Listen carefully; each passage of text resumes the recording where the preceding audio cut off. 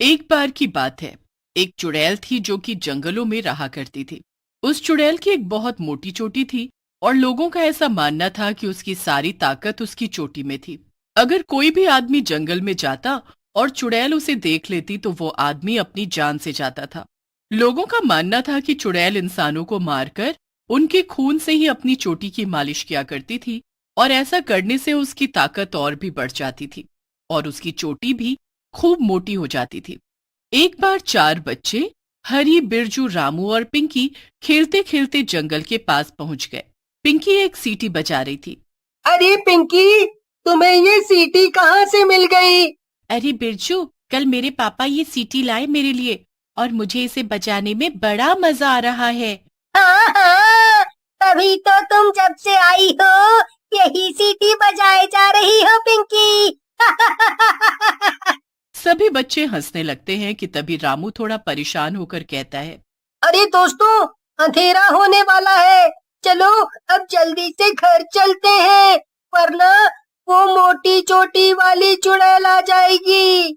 अरे रामू, क्या तुमने भी उस चुड़ैल की कहानियां सुनी है? और क्या पिंकी, मेरी माँ तो मुझे रोज यही बोलकर डरा के सुलाती है कि सो जा वरना मोटी चोटी वाली चुड़ैल आ जाएगी। बस तुम दोनों जैसे बच्चे ही डरते होंगे ये चुड़ैल की कहानियों से। अरे क्या तुम लोगों को नहीं पता कि ऐसी कहानियाँ झूठी होती हैं? और क्या, हमारे माँ बाप बस हमें डराने के लिए ऐसी कहानियां बनाते हैं ताकि हम समय से सो जाएं, समय से स्कूल जाएं और ठीक से खाना खाएं। तुम लोग तो अभी सचमुच में बच्चे ही हो। नहीं नहीं दोस्तों, ऐसा नहीं है। गांव के कई सारे लोगों ने उस चुड़ैल को देखा है। भला इतने सारे लोग झूठ क्यों बोलेंगे? अच्छा, तो अगर ऐसी ही बात है तो चलो आज दूध का दूध और पानी का पानी हो ही जाए। हरी की बात सुनकर पिंकी और रामू डर जाते हैं। क्या मतलब है तुम्हारा? मतलब ये कि चलो जंगल में चलते हैं और देखते हैं कि वहाँ कोई मोटी चोटी वाली चुड़ैल है भी या नहीं। क्या? नहीं नहीं, मुझे नहीं पता करना ये सब। अगर तुम्हें करना है तो तुम जाओ, मैं और पिंकी तो घर जाएंगे। हाँ हरी, मुझे भी ये सब नहीं करना है। मुझे तो सोचकर ही डर लग रहा है। अरे, अगर वहां हमें चुड़ैल मिल गई तो हम क्या करेंगे? देख रहे हो ना बिरजू, ये लोग कितने डरपोक हैं। अरे चलो हरी, इन्हें घर जाने दो और खाना खा के सोने दो। हम दोनों बहादुर हैं, इनकी तरह डरपोक नहीं।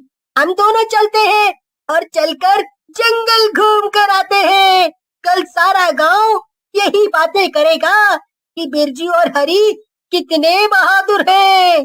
बिरजू और हरी की बात सुनकर पिंकी और रामू भी सोच में पड़ गए।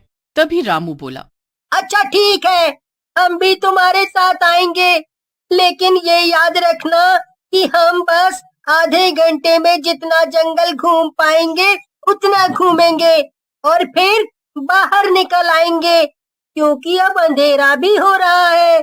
अगर हमने ज्यादा देर की तो हमारे घर वाले चिंता करेंगे। हाँ हाँ ठीक है, हमें मंजूर है रामू, चलो। इसके बाद चारों दोस्त जंगल के अंदर चले गए। जंगल बहुत ही घना था और चारों तरफ सन्नाटा छाया हुआ था।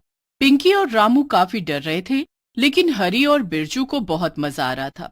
क्या हुआ पिंकी, रामू, कहीं डर तो नहीं लग रहा है? ओ, कहीं तुम्हें अपनी अपनी मम्मी के पास तो नहीं जाना है? देखो देखो रामू, यहाँ जंगल में डर के मारे अपनी पैंट गीली मत कर देना, वरना हम तुम्हें वापस गांव कैसे ले जाएंगे? तुम लोग बकवास मत करो। देखो, हम जंगल के काफी अंदर आ गए हैं और यहाँ कोई भी नहीं है। अब काफी समय हो चुका है। चलो, घर वापस चलो। पिंकी और रामू वापस चलने की बात कर रहे थे, लेकिन हरी और बिरजू को तो जंगल घूमने में मजा आ रहा था। इसी बात पर चारों की आपस में लड़ाई हो जाती है। तभी वहां किसी के आने की आहट होती है। अरे, मुझे ऐसा लग रहा है कि जैसे कोई इसी तरफ आ रहा है। हाँ पिंकी, मुझे भी कोई आवाज सुनाई दे रही है, लेकिन मुझे तो कोई भी आवाज नहीं आ रही। लगता है कि ये तुम लोगों का बहाना है यहाँ से भागने का। तुम दोनों एक नंबर के डरपोक जो हो। मैं झाड़ियों के पीछे छिपने जा रही हूँ। अगर तुम्हें आना है तो आओ, वरना मुझे क्या। रामू, आओ, तुम मेरे साथ चलो। हाँ पिंकी, चलो।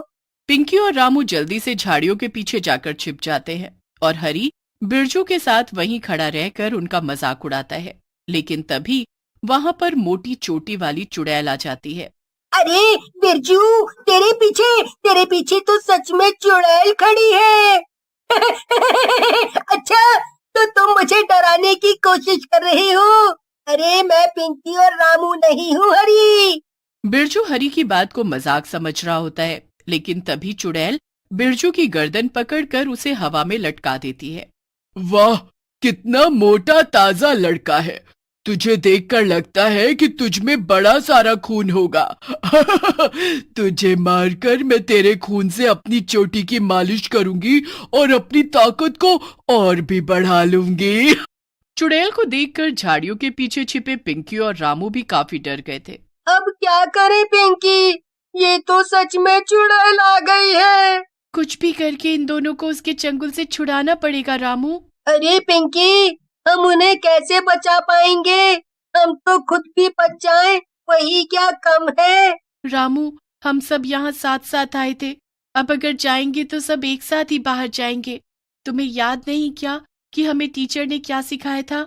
एकता में ही असली शक्ति होती है। ओ, ये कब सिखाया टीचर ने? शायद उस दिन मैं स्कूल नहीं आया था।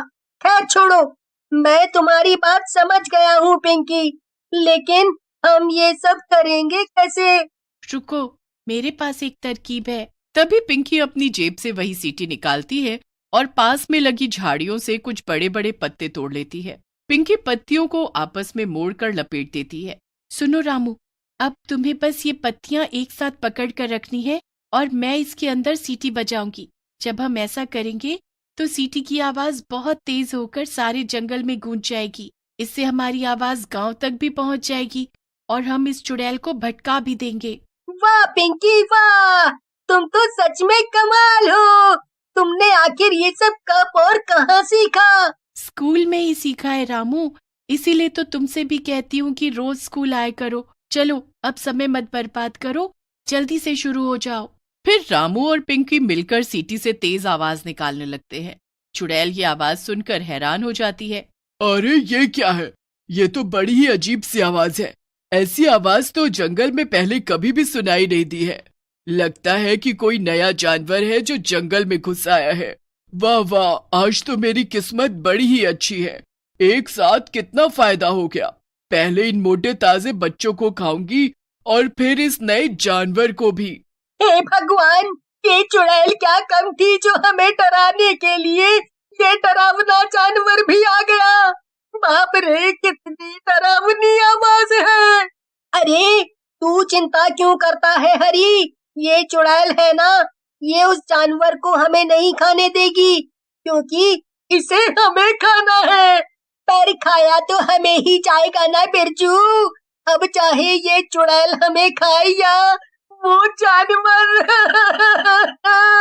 चुड़ैल बिरजू का गला छोड़ देती है।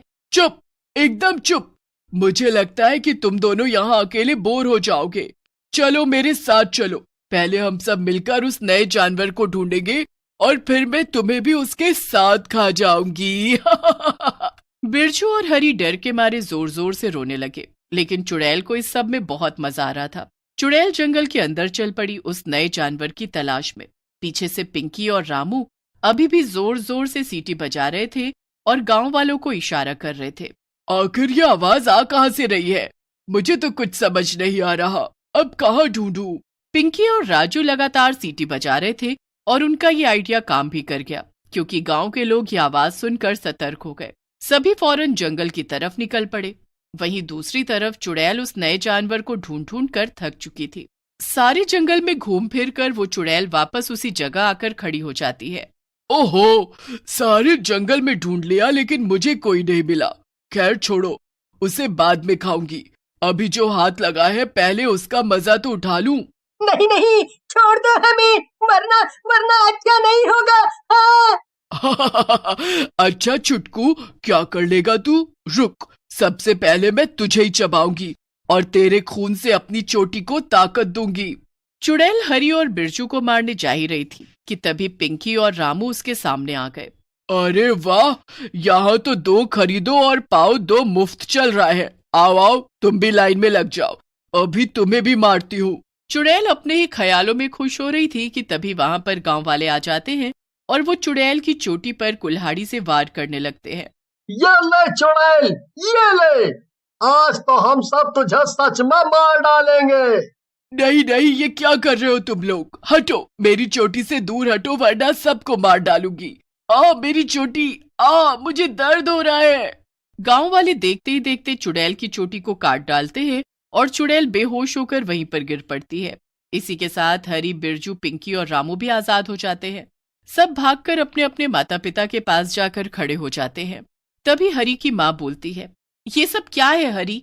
तुम लोगों की मती मारी गई थी क्या जो तुम लोग जंगल में गए थे, और वो भी इतनी रात को? सब लोग नहीं आंटी जी, ये हरी और बिरजू ने ही मुझे और पिंकी को मजबूर किया था जंगल में जाने के लिए।